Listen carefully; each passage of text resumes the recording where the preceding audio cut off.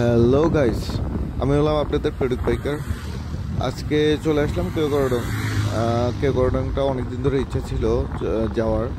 তো আসলে এখানে কেন পড়ে, কী জন্য পড়ে, কেন হচ্ছে, এটা দেখার একটা আগ্রহ ছিল। তো ওই জন্য চলে আসলাম কেওক্রাডং।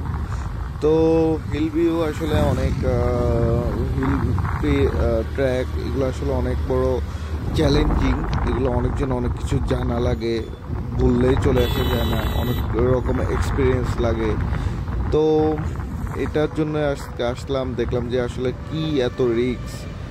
তো এখানে তেমন কিছুই না, জাস্ট কিছু ব্রেকিং মেনটেন করলে এটা আসলে তেমন কিছুই না।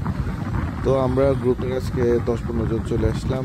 আসি অলরেডি যেই ভিউ, যেই ওয়েদার, যেই মেঘ অথবা মানুষ, আসলেই অনেক সুন্দর একটা পরিবেশ।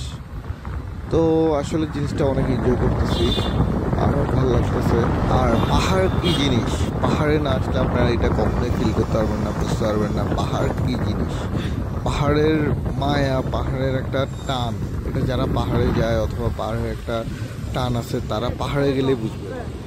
এমন এমন এমন কিছু রাস্তা আছে, এমন কিছু ভিউ আছে। আসলে মানুষের টাকা দিয়ে বাইরে ভ্রমণ করতে যায়। আসলে বাংলাদেশটা এখন অনেক মানুষ আছে পুরোপুরি ভ্রমণ করতে পারেনি। তা আমার কথা হচ্ছে, ভাই আগে বাংলাদেশটা দেখেন, বাংলাদেশের ভিউগুলো দেখেন, এনজয় করেন, তারপর যে আপনার ভাই বাইরে চিন্তা করেন। বাংলাদেশে এখনও সুন্দর অনেক কিছু আছে। ধন্যবাদ।